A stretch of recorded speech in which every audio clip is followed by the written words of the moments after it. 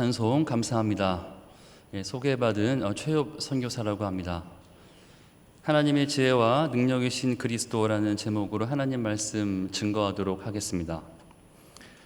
우리가 이 세상을 그리스도인으로 살 때 곤란한 것이 여러 가지 있겠지만 그중 가장 큰 어려움은 우리가 예배하고 찬양드리고 또 따르고 순종하는 예수님을 세상 사람들에게 그대로 공감하게 할 수 없다는 것입니다.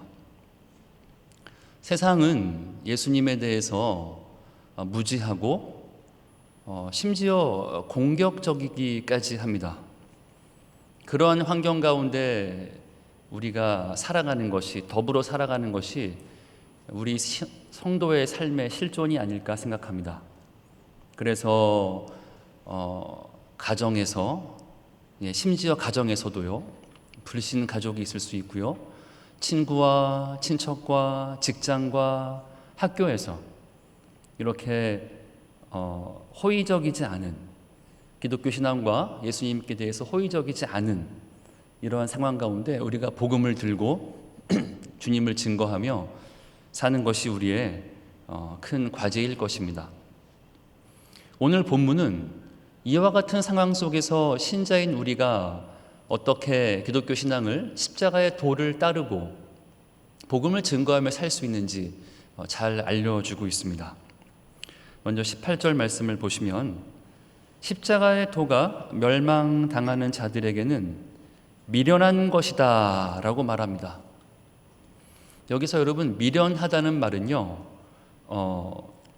원어의 뜻을 빌자면 천치라는 뜻입니다. 그러니까 지적인 장애로 좀 모자란 상태라는 걸 의미하지요. 성경은 십자가의 도가, 우리가 따르는 이 구원의 도가 세상 사람들이 보기에는 미련해 보인다, 약간 모자란 사람들이 믿는 것처럼 보인다라고 아예 못을 박아 언급하고 있습니다. 오늘 본문이 고린도 전서인데요, 이 고린도 교회는 그 당시 아시아와 유럽을 연결하는 무역 도시였습니다. 그 무역 관세만으로 도시 전체가 먹고 살 수 있을 정도로 부유했다고 하는데요, 아테네 올림픽에 버금가는 스포츠 경기가 열렸고요, 그 고린도 지방의 사람들의 고증을 따르면 이렇게 인사했다고 합니다. 자기를 소개할 때, 안녕하십니까? 저는 누구누구입니다. 저는 바다의 신 포세이돈을 섬깁니다. 저희 집안은 대대로 무역을 하는 집안입니다. 신전은 어디 있죠? 광장 중앙에 있습니다. 안녕하세요. 저는 전쟁의 신 마르스를 섬깁니다. 저희 집은 대대로 장군 집안입니다. 신전은 저 언덕 위에 있습니다. 우리 그리스도인들에게 묻습니다. 당신은 누구십니까? 예, 저는 누구누구입니다. 저희는 예수를 믿습니다. 예수? 신전이 어디 있죠? 저희 집에서 모입니다. 예수는 어떤 신이죠? 십자가에 처형당해 죽었습니다. 왜 믿죠? 십자가의 도를 따르려고.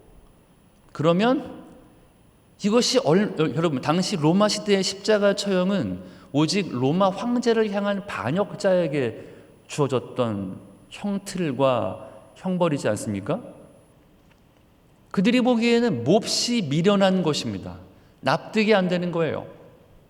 만약 우리가 불신자들에게 정말로 제대로 성경이 말하는 복음을 전했다면 그들의 반응이 이거 정말 기가 막힌 소식이군요 라기보다는 내 참 기가 막혀서 라는 반응을 보이는 것이 어쩌면 맞을 수도 있다는 것입니다.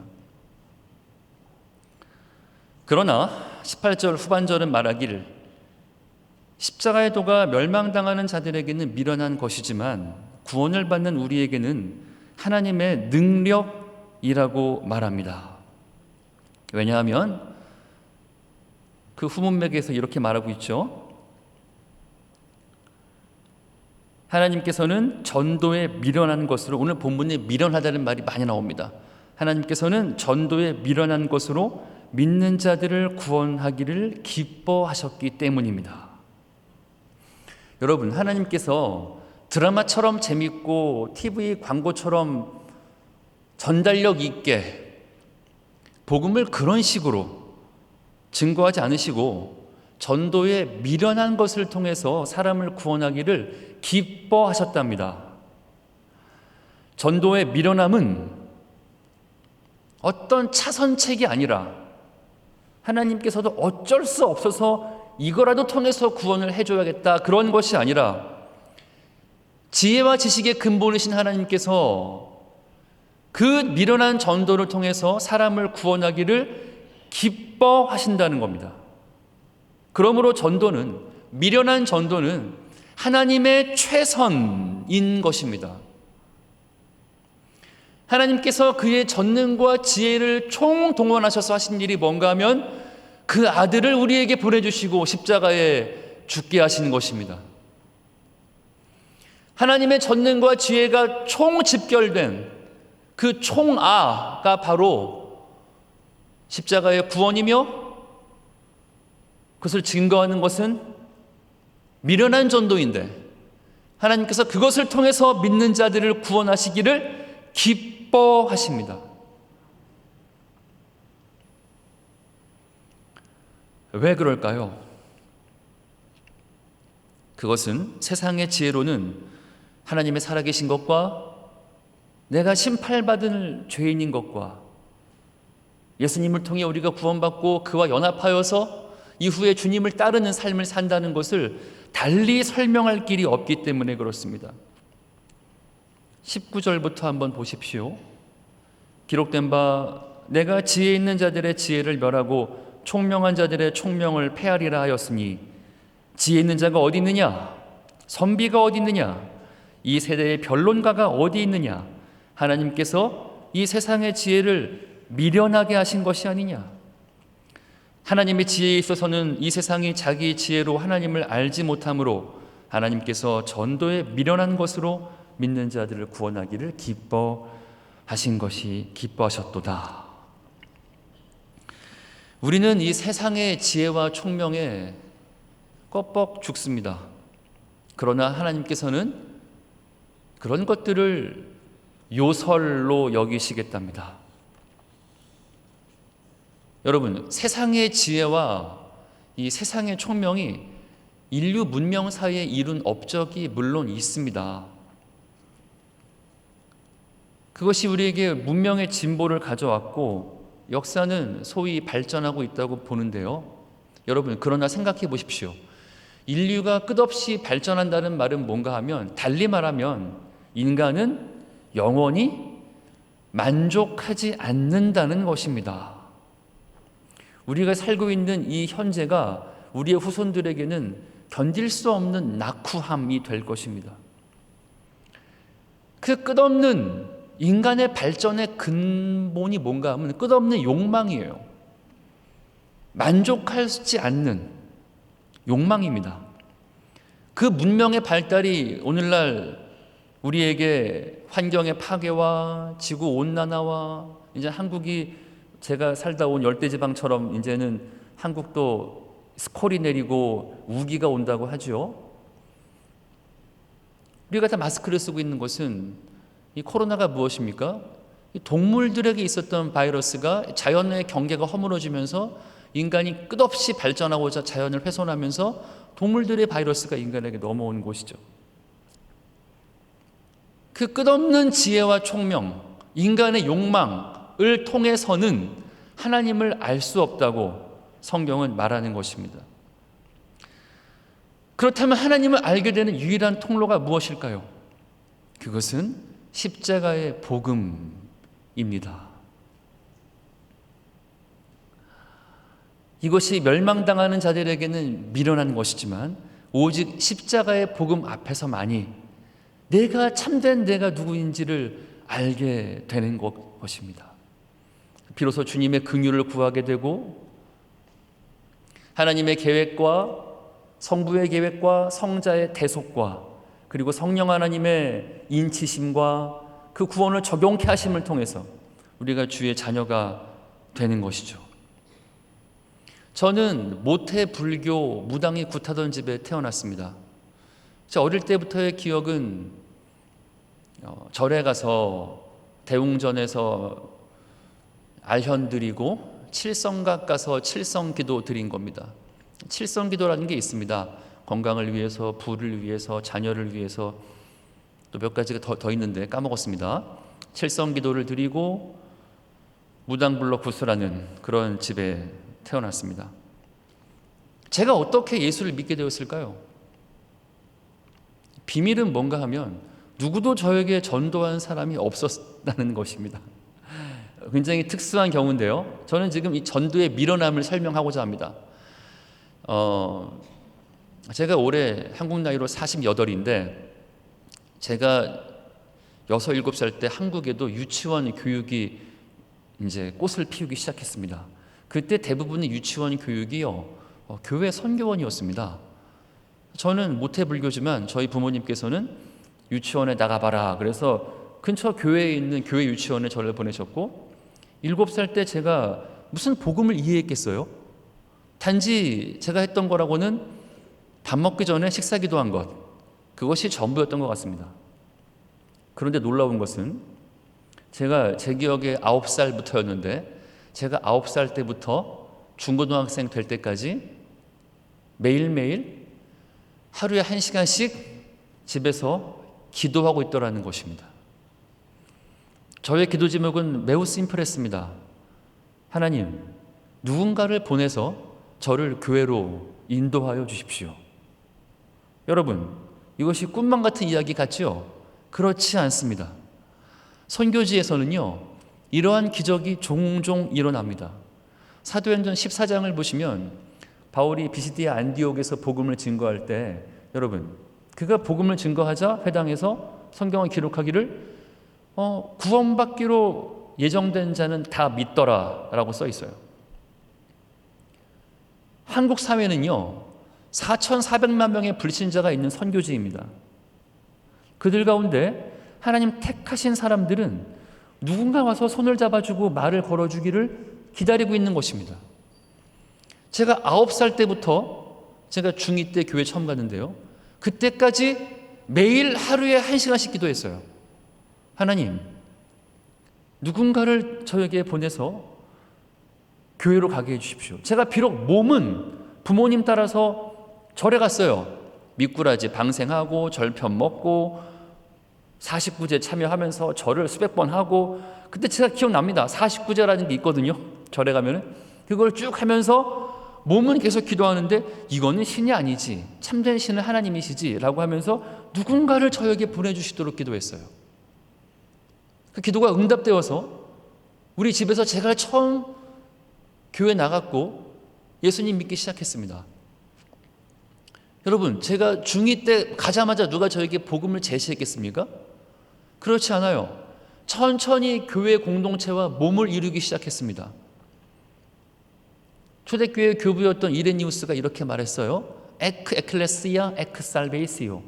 뭔가 하면 이런 말입니다. 교회 없이는 구원이 없다. 다른 말, 그가 또 말하기를 교회를 어머니로 모시지 않는 자는 하나님을 아버지로 모실 수 없다. 이런 말을 했는데요, 교회 공동체와 점점점 몸을 이루기 시작했습니다. 그러면서 제가 예수님을 믿게 되고 깨어난 중생의 경험 후에 예수님을 인지한 후에 성경이 이해가 되고 복음을 알게 되고 점점점 신자가 되었던 것이죠. 그 후에 숙제가 생겼습니다. 제가 중생하고 깨어나고 보니 제 주위에는 온통 지옥 갈 사람으로만 꽉 차 있는 것입니다. 여러분, 누가 제일 전도를 잘하는 줄 압니까? 초신자가 제일 잘합니다. 왜 그런가 하면 그 사람 주위에는 온통 불신자밖에 없기 때문에 그렇습니다. 저희 부모님이 지옥 가게 생겼는 거예요. 저희 형이 지옥 가게 생긴 겁니다. 나홀로 집에, 혹시 우리 가운데 나홀로 집에 신앙이 계시다면 여러분, 성경에 약속이 있습니다. 주 예수를 믿으라, 그리하면 너와 내 집이 구원을 얻으리라. 부모님을 전도한다는 것은 복음 제시 한 방으로 되는 것이 아닙니다. 왜냐하면 그분들은 저희가 날 때부터 모든 성장 과정과 시행착오와 주책 없음을 다 철없음을 보셨기 때문에 그 어리고 젊은 자녀가 말하는 것을 인지적으로 받아들이지 않으십니다. 부모님 전도할 때는요, 여러분, 끝없는 기도와 선행을 쌓아야 하는 것이죠.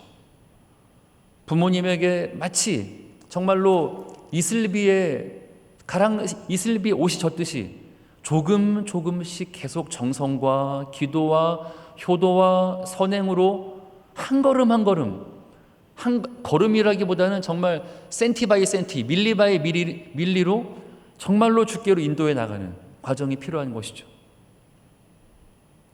저의 가장 큰 간증은 시간상 다 말씀 못 드리지만 지난 한 10수년이 지난 후에 부모님 모두 주님 믿으셨고 안수 집사님, 권사님으로 은퇴하셨습니다. 저희 형님도 주께로 돌아왔고요. 저희 친구들에게 제가 전도하기 시작했습니다. 그때는 복음에 대한 훈련, 복음 제시 훈련도 없었을 때예요. 그야말로 미련한 전도였습니다.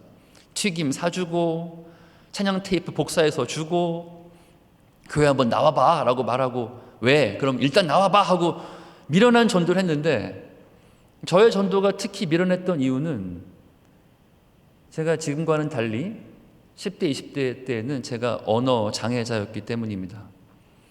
저는 심각한 언어 장애를 가지고 있었고 일반 학교에 진학하지 못할 정도로 그 상태는 심각했습니다.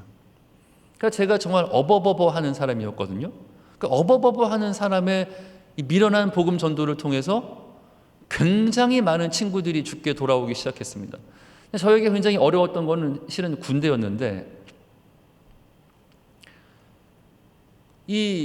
제가 군대에서 중대 군종이었습니다.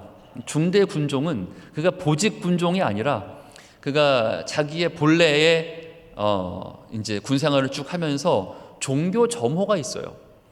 한 달에 한 번, 두 달에 한 번 종교 점호가 있으면 갑자기 나가서 설교하는 것이 중대 군종인데 보통 중대 군종은 병장들이 합니다. 근데 저는 이등병 때부터 그걸 하게 됐어요. 그런데 제가 문제는 말을 너무 버버버버 미련하게 어버버버 한다는 겁니다. 심하게 말을 더듬었습니다. 그날 주일도 저는 교회 갔는데 논산에서 경험인데요. 여러분 논산 훈련소 교회는 세계에서 가장 큰 군인 교회입니다. 장병 7만 명이 세례받아요. 상상해 보세요. 7만 명이 세례받는 교회. 7만 명의 청년들이 똑같은 헤어스타일, 똑같은 군복을 입고 앉아있죠. 정말 익명성이라는 건 그런 걸 말하는 걸 겁니다. 제가 그 가운데 예배를 드리는데 그날 목사님께서 아까 같은 아름다운 성가대 찬양 시간에 갑자기 벌떡 일어나셔서 단상으로 올라오셨습니다. 보통 성가대가 찬양할 때 목사님이 갑자기 마이크 잡고 멘트하는 경우는 없습니다, 여러분. 그런데 목사님이 갑자기 단상에 서셔서 이렇게 말씀하셨습니다. 하나님은 지금 언어장애로 고통받는 형제를 위로하십니다. 하나님은 지금 언어장애로 고통받는 형제를 위로하십니다. 그리고 시편 103편 말씀을 암송해 주셨어요. 아비가 자식을 불쌍히 여김같이 하나님께서 자기를 경외하는 자를 불쌍히 여기시나니 이는 그가 우리의 체질을 아시고 우리가 진토임을 기억하심이라. 그리고 내려가셨습니다. 여러분 그 말씀 누가 누구에게 하신 거죠? 전 예배 시간 내내 엉엉 울었고 아비가 자식을 불쌍히 여김같이 하나님께서 저의 그 당시 심각한 언어장애였던 저의 체질을 아시고 제가 단지 진토임을 기억하시며 불쌍히 여기신다는 사실, 그것이 그 말씀이 저의 귀로 들어와서 저의 마음 전체를 녹였고 그야말로 미련한 전도와 미련한 삶을 살았던 저의 모든 어두움을 밝혀주었습니다. 퀴즈 하나 드릴까요? 그 후에 제가 말을 잘했겠습니까? 아니요. 전혀 못했습니다. 근데요, 그때마다 변화가 생겼어요. 뭔가 하면 그전에는 이 종교점호를 하거나 전도할 때 이 어버버버 걸리다가 뒤돌아설 때면 정말 죽고 싶었거든요. 근데 하나님께서 이런 감동을 주시는 겁니다. 너는 질그릇이다. 그런데 네가 만약에 금그릇이라면은 그 금그릇에 예수 그리스도의 보화를 담으면은 금의 화려함 때문에 이 금그릇의 화려함 때문에 예수의 보화가 잘 보이지 않을 것이다. 나는 너라는 질그릇에 나의 예수의 보화를 담기를 너무 기뻐한다. 그로 인해서 예수님이 너무나 잘 드러나기 때문이다라는 감동을 주셨어요. 그 후부터 저의 모든 모자람과 제가 여러 사정이 있습니다. 집이 정말 가난했거든요. 정말 가난했습니다. 집이. 제 방에 고드름이 얼었어요. 정말 가난한 사정과 언어 장애와 이 모든 저의 질그릇 같은 상황들이 저에게 너무 자랑거리가 되었어요. 그것 때문에 예수의 보화가 더 잘 드러날 수 있다면 나의 모든 연약함과 하나님의 능력이 정말 연약한 데서 강해지더라고요. 그 과정들을 통해서 제가 점점 더 복음을 증거하게 되었고 주의 종이 되었고 목사가 되었고 선교사가 되었고 선교사역 15년을 마치고 젊은이들 선교동원을 위해서 최근 귀국한 것입니다. 여러분, 우리가 전도할 때 기대하는 것이 있어요. 아니, 우리가 입을 열어 전도할 때 실은 세상 사람들이 실은 요구하는 바가 있습니다.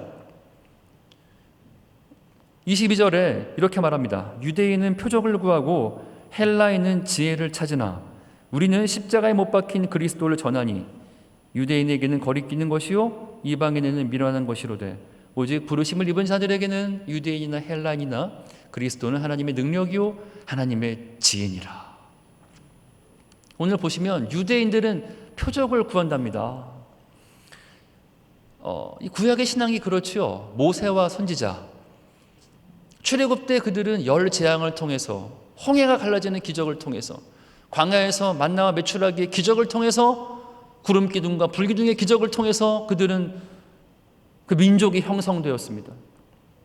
선지자 엘리야의 기적, 갈멜산의 승리, 불병거를 타고 올라간 엘리야. 그래서 서기관과 바리새인이 예수에게 표적을 구했지요. 예수님이 말씀하십니다. 이 악하고 음란한 세대가 표적을 구하나 선지자 요나의 표적밖에는 보일 표적이 없느니라. 요나가 사흘 밤낮을 큰 물고기 뱃속에 있었던 것 같이 인자도 밤낮 사흘 동안 땅속에 있으리라. 무엇입니까? 예수의 죽음과 부활밖에는, 즉 복음의 내용밖에는 내가 너희에게 보여줄 표적이 없다라고 말씀하시는 것입니다. 헬라인들은 뭘 구한다고요? 지혜를 구합니다. 헬라인들은 백인들이죠. 그 당시 그리스인들인데, 여러분, 헬라인들은 헬라 철학과 헬라인들이 꼭 봤던 책들, 라 레토리카라는 책이 있죠. 수사학, 에토스, 파토스, 로고스에 대한 개념이 다 정리가 되어 있는, 그걸 통해서 그들이 소피스트의 삶을 살았죠. 논박하고 논변하고 주장하는. 그래서 우리가 여러분 사실은 제가 선교사로 나갈 때 기대했어요. 하나님, 제가 종족에 가서 미전도 종족 가서 복음을 선포하면 정말 기적이 일어나고 사람들이 입을 뜨아 벌리면서 설법당하고 정말 그런 걸 기대했습니다. 그런 일들이 일어났을까요? 그 이야기를 좀 해드리겠습니다. 선교지 이야기인데요. 제가 처음으로 사역했던 그 지역이 중국 대륙의 서북지방이었는데요. 철불향이라는 마을이 그 근처에 있었습니다. 철불향, 이름만 들어도 좀 감이 오실 텐데요. 이 사찰에, 절에 향을 구워서 납품하는 마을이었습니다. 여러분, 이 중국의 서북지방을 가시면은 철부량 마을에 특히 가시면은 집집 대문마다 거울을 걸어놨어요. 왜 그런 거 아니? 귀신이 들어오다가 거울에 비친 자기 모습 보고 무서워 도망가라고 거울을 걸어놓습니다. 자, 어쩔 수 없이 귀신 얘기 좀 하겠는데요. 저도 합신해서 공부했고 개혁주의 신학을 따릅니다. 선교지 상황을 말씀드리는 겁니다. 그 철부랑 옆 도시에 있었던 저희는 철부량의 이야기를 들었는데 그 철부량의 어떤 한 아주머니가 예수님을 믿으신 겁니다. 그 마을에서 유일하게. 마을 사람들이 반대했습니다. 우리는 절에 향을 구워서 제공하는 마을인데 어떻게 그 양인들이 믿는 기독교를 믿느냐라고 핍박이 있었는데 그 아주머니가 용감하게 예수님 믿으셨고 어떤 일이 벌어졌냐면 그 아주머니의 그 아들과 딸 짱홍웨이, 짱홍핑이라는 아들과 딸이 귀신 들렸습니다. 우리가 그 귀신을 이 병마용 귀신이라고 불렀어요. 그 근처가 진시황 릉이 있었고 진시황 릉에 가면은 이 테라코타라는 이렇게 딱 서 있는 토용들이 많이 있습니다. 그 귀신이 사람을 이렇게 세워놓는 거예요. 이렇게 세워놓습니다. 그래서 근처 도시에 살았던 저희 선교사들에게 SOS가 왔습니다. 귀신 좀 쫓아주세요. 그래서 한 분씩 불려가기 시작했습니다. 한국에서 가장 큰 교단의 파송을 받은 김 선교사님 빈손으로 돌아오셨습니다. 그 지역에서 가장 오래되신 박 선교사님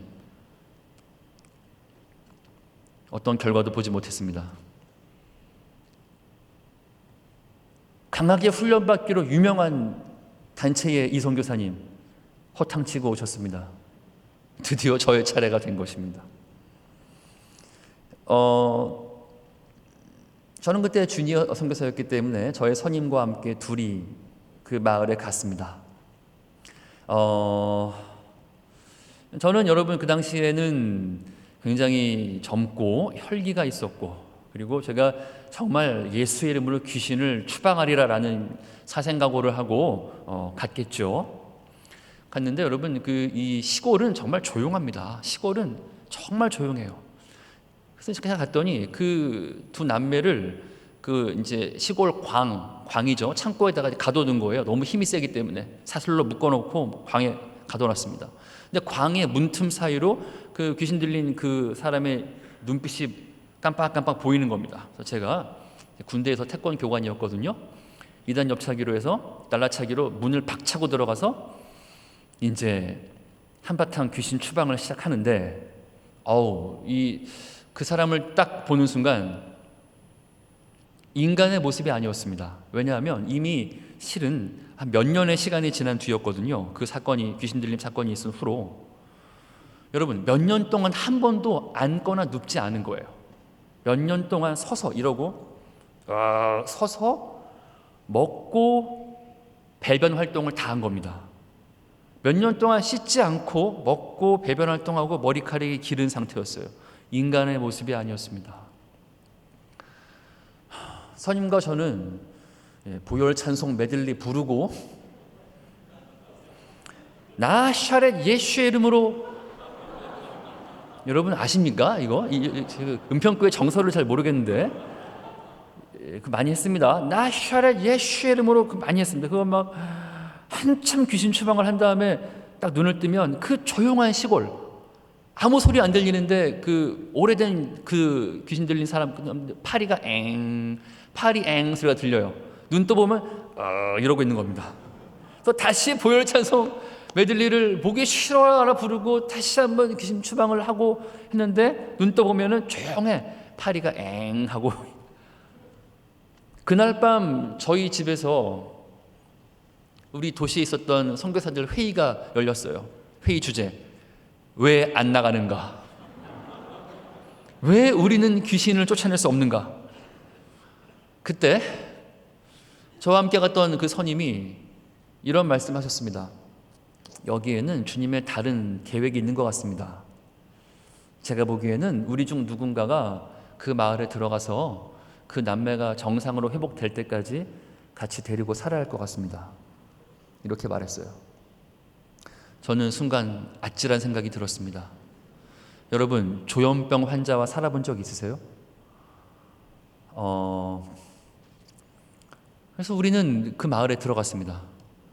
제가 그때 비자가 학생 비자였기 때문에 저는 주중에는 가지 못했고, 주로 제 사원님께서 주로 계셨고요. 저는 가끔 갔습니다. 주중에 상주하지 못했어요. 눈물 없이는 써내려갈 수 없는 일들이 시작됐습니다. 여러분, 몇 년을 서 있었어요. 여러분, 이게요, 기부스 몇 주에도 관절이 굳어요. 안 펴집니다. 몇 년을 서 있었기 때문에 완전히 몸이 굳었어요. 근데 그 젊은이를 일단은 씻기죠. 인간이 아니었거든요. 몰골이. 씻기고 머리를 깎이고 손톱을 깎아주고, 그리고 관절을 주물러서 풀어줘서 앉히고 누워서 잠을 자게 하고, 이 모든 과정은 절대 쉬운 과정이 아닙니다. 게다가 여러분, 이 귀신 들린 사람은 엄청 먹어요. 이 걸귀라고 말하죠. 헝그리 고스트란 말이 있는데, 걸귀들은 엄청 먹습니다. 그래서 인간의 이 식습관이 아니에요. 진짜 믿을 수 없을 만큼 먹고 배변을 하는데, 그 중국의 서북 지방은요, 이 온돌인데, 이 겨울철 난방을 온돌로 하는데, 온돌이 굳을 돌이 아니라 진흙으로 합니다. 진흙을 굳혀가지고 불을 떼는데요. 한 번은 그 젊은이가 엄청 먹고 배변하는 바람에 진흙이 다 녹아서 이 구들이 무너질 정도로. 그러다가 이제 눕혀서 이제 잠을 자고 문득 깨면은 걔가 벌떡 일어나서 우리를 보고 이러고서 무섭습니다, 여러분. 이거 여러분 굉장한 거예요. 너무 길어지니까 그냥 결론을 말씀드릴게요. 그 짱홍의 짱홍팽은 그 지역 교회의 찬양 인도자와 전도사가 되었습니다. 제가 확인한 건 뭔가 하면요, 하나님의 계획은 그 철비랑 마을에 예수의 복음이 나샤렛 예수의 능력 한 방으로 전파되기를 바라셨던 것이 아니라, 예수의 사랑 품고 안아주고 변화할 때까지 인내하는 그 사랑을 통해서 예수의 복음이 들어가기를 기뻐하셨던 겁니다. 표적이 아니었어요. 하나의 더 선교지에서의 경험을 말씀드리겠습니다. 제가 이제는 결혼을 하고 신학을 하고 지역을 바꿨습니다. 지역을 이제 그 당시에는 미전도 종족이 붐이 일었기 때문에 남방 종족을 섬기러 갔습니다. 남방에 라오스 국경 쪽에 야오족이라는 미전도 종족이 있었습니다. 복음화율이 0.6%밖에 안 되는 미전도 종족인데요. 여러분, 그런 말이 있어요. 그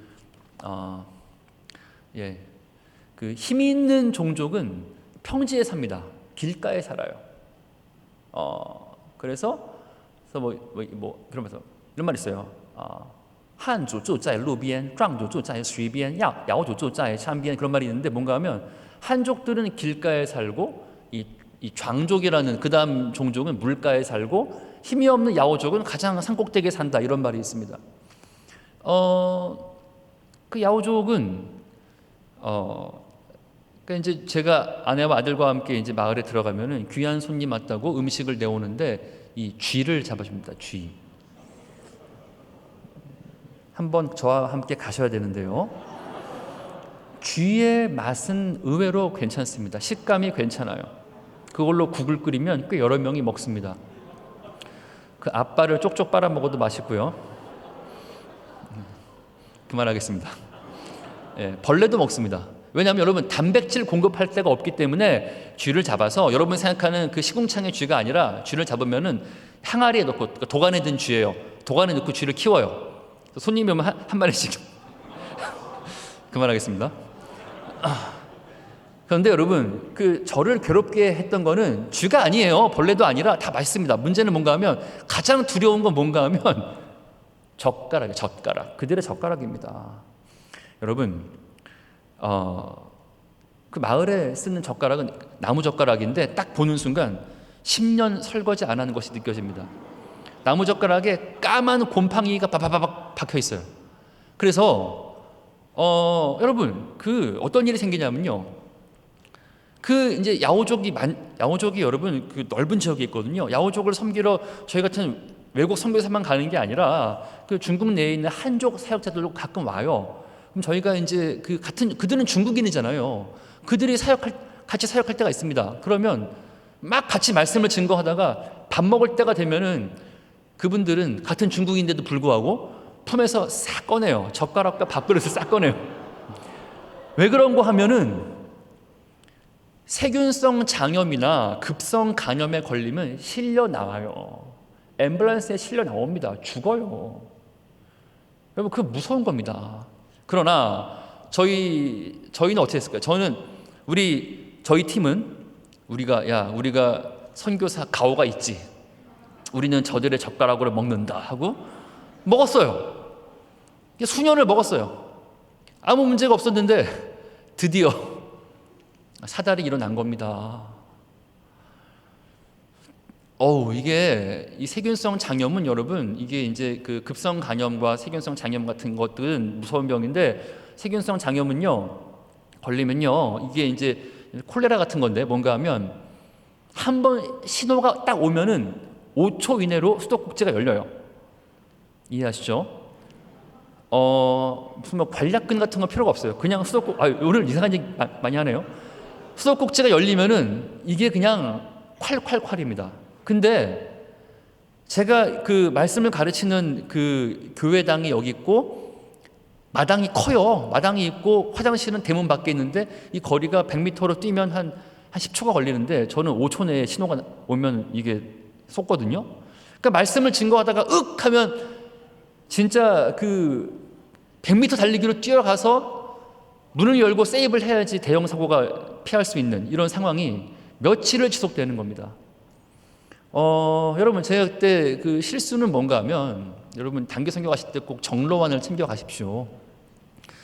그때 제가 늘 정로환을 가지고 다녔는데 정로환을 두고 갔습니다. 여러분, 정로환이 지금은 정이 바를 정이지만 원래는 정복할 정자죠. 정로환은 러시아를 정복하는 약이라는 뜻인데, 그 러일 전쟁 때 일본이 만든 약입니다. 일본이 제약 기술이 세계 최고입니다. 왜 그런가 하면 인체 실험을 통해 만들었기 때문에 기가 막히죠. 이 섬나라 일본이 이 대륙을 넘어가서 러시아하고 전쟁을 치르는데 병사들이 배앓이를 하니까 못 싸우는 거예요. 그래서 정로환을 내알을 먹으면은 모든 균이 죽어요. 그래서 싸울 수 있는데 정로환을 두고 갔던 겁니다. 그래서 제가 며칠을 쏟아내고 있는데 나중에는 제 눈의 흰자 자체가 흰자가 아니라 노란색이 되었어요. 문제는 뭔가 하면 그 마을에서 저희 집까지 오는 길이 버스로 8시간인데 8시간은 중국에서는 아주 가까운 거리야. 차 마시러 와 그러면 가는 거리입니다. 너무 가까운 거리예요. 지척입니다. 근데 문제는 5초 안에 이게 나오잖아요. 그래서 제가 이제 집에 갈 생각하니까 너무 힘든 거예요. 그래서 버스 타서 손잡이를 잡고 땀방울이 핏방울까지는 되지 않았지만 땀방울이 비 오듯 옷을 적시도록 기도했어요. 주님, 제발 막아주십시오. 기적이 일어나서 막혔어요. 그래서 집에 갔는데 제가 몸무게가 그 당시에 78kg인데 집에 가서 보니까 69kg가 된 거예요. 여러분, 탈수가 한 9kg 오면 죽어요. 죽는다고요.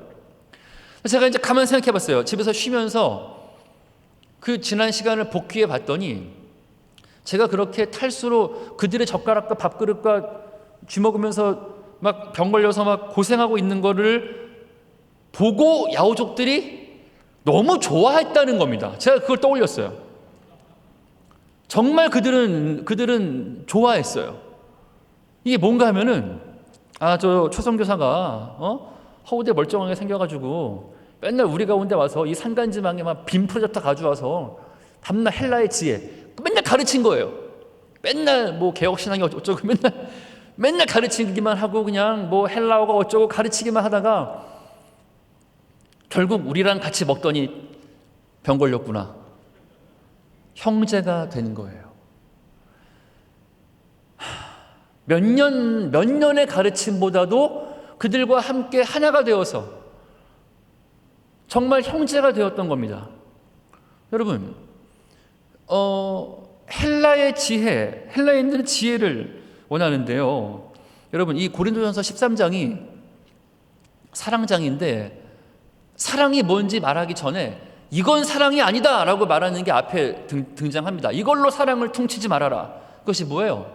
천사의 말, 모든 지식, 산을 옮길 만한 믿음, 심지어 내 몸을 불사르게 내어주는 것, 이 모든 것의 특징이 뭔 줄 압니까? 한 방이야, 한 방. 천사의 말로 한 방. 유명한 지식으로 한 방. 산을 옮길 만한 믿음, 나슈샤라 예수, 어떤 한 방. 심지어 몸을 불사르게 내어주는 거 희생이잖아요. 그것도 사랑이 아니래요. 왜? 한 방이잖아요. 그러면 사랑은 무엇입니까? 사랑은 오래 참고, 오래 참는 거랍니다. 지금 우리가 복음 행전 중에 있습니다. 우리의 태신자들이 이제 다음 주에 올 텐데요. 여러분, 태신자가 무엇입니까? 뱃속에 있을 때는 오히려 편합니다. 태어나 보세요. 애가 태어나면 그때부터 향후 5년은 잠 못 자지 않습니까?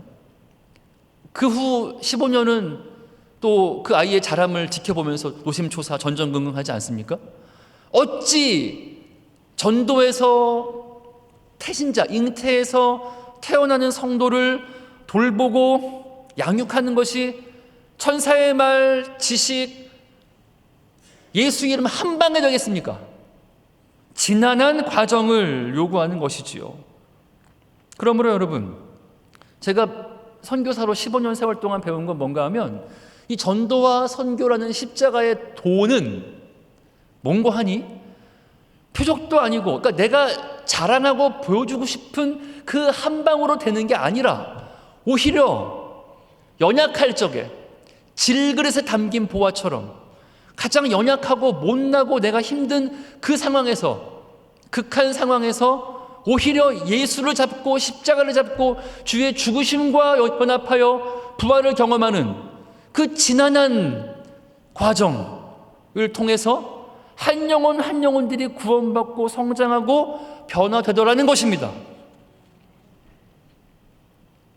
그러므로 여러분, 우리의 조건 없음 때문에 실망하지 마십시오. 저는 지식이 없습니다. 저는 가진 게 없고요. 우리 집은 가난하고요. 여러분, 저는 언어장애자였습니다. 정말 가난한 집이었어요. 여러분, 오늘 성경 어떻게 말합니까? 26절부터 29절까지 같이 한번 읽어볼까요? 시작. 형제들아, 너희의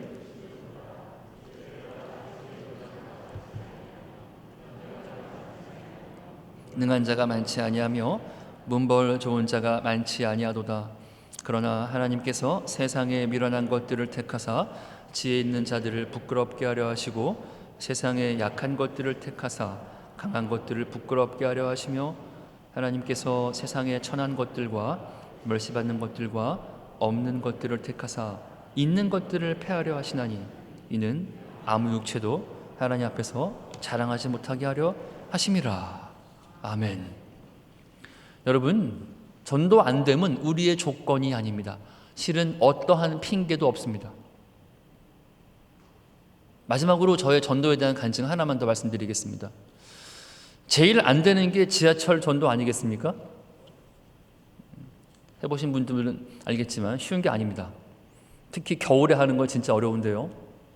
제가 그날은 지하철에서 전도하는 중이었습니다. 지하철 그 역사에서 나가는 쪽으로 전도하고 있었는데 전도지 안 받죠. 겨울에 다 주머니에 손 넣고 있지 누가 전도지를 받겠습니까?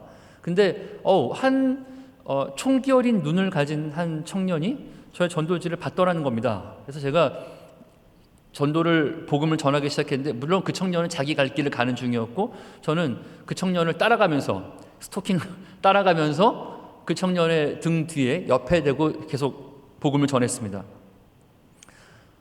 거의 복음을 다 전할 무렵에 그 청년이 발걸음을 멈춰섰어요.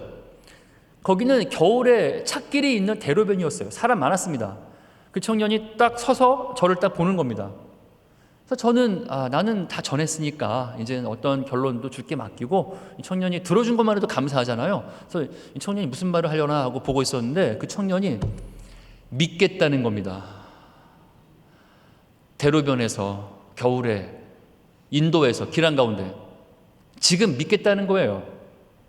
그래서 우리가 거기서 영접 기도를 했습니다. 그래서 제가 너무 놀라워서 복음을 전한 제가 놀랐어요. 그래서 물어봤어요. 저기 어떤 청년이죠? 누구십니까? 그랬더니 고려대 철학과라는 겁니다.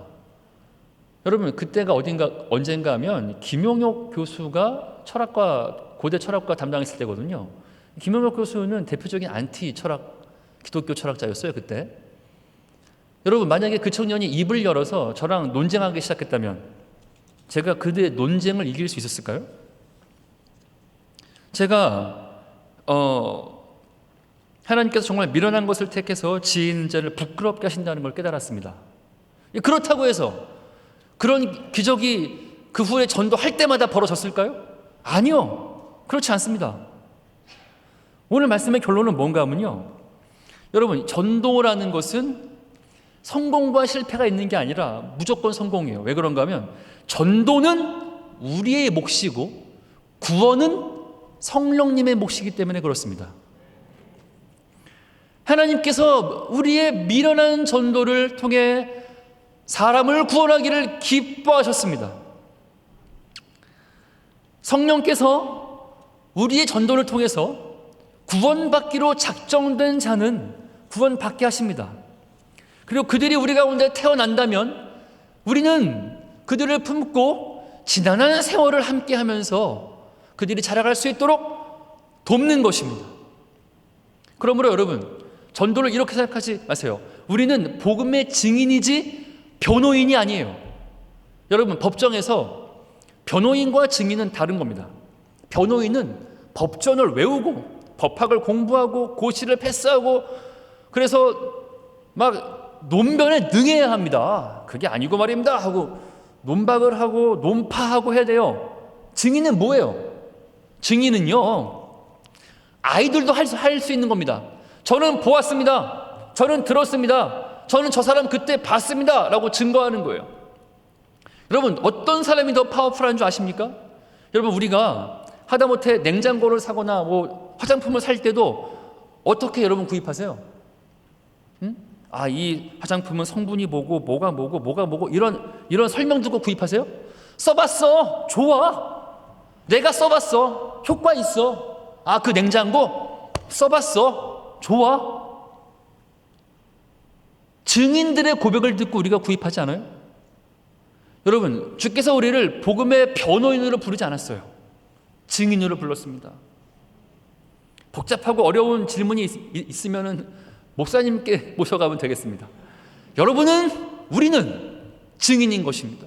증인을 통해서 주께서 믿는 자를 구원하기를 기뻐하셨고 하나님의 전능과 지혜를 총동원해서 하신 일은 뭔가 하면 하나님의 지혜와 능력이신 그리스도, 바로 우리를 위하여 예수님을 이 땅에 보내주시고 그를 십자가에서 죽이시고 부활 승천하셔서 앞으로 재림하실 그 주님을 우리가 증거하는 영광스러운 사명이 우리에게 주어진 것입니다. 이 사명을 힘있게 담당하는 우리 모두가 되기를 주의 이름으로 축원합니다. 다 같이 기도하시겠습니다. 유대인은 표적을 구하고 헬라인은 지식을 찾으나 우리는 십자가에 못 박힌 그리스도를 전하니. 하나님 그렇습니다. 이 세상의 지혜로는 하나님을 알 수 없기 때문에 주께서 이 복음 전파라는 이 미련한 전도를 통해서 믿는 자들을 구원하기를 기뻐하셨습니다. 주여 사랑하는 우리 은평교회 모든 성도님들 위해서 기도합니다. 주여 주의 몸된 교회를 통해서 이 복음의 소식이 가까이 널리 전파될 수 있도록 도와주옵시고, 주님 믿지 않은 영혼들이 이 교회를 통해 주께 돌아와서 은평교회를 통해서 주의 장성한 분량에까지 자라는 영광스러움이 하나님 아버지 우리 모두의 수고를 통해 드러날 수 있도록 도와주옵소서. 하나님 비록 우리가 전도하지만 그러나 역사하시는 분은 성령님이신 것을 고백합니다. 하나님 우리가 입을 열어 복음을 증거할 적에 전도에 밀어난 아버지 발걸음을 뗄 적에 성령께서 역사하셔서 아버지 구원받기로 예정된 사람들이 다 주께 돌아오는 일들을 우리가 보고 주님을 찬양드릴 수 있도록 우리의 복음 행전 현장 가운데 함께하여 주시옵소서. 예수님의 이름으로 아뢰었습니다. 아멘. 다 같이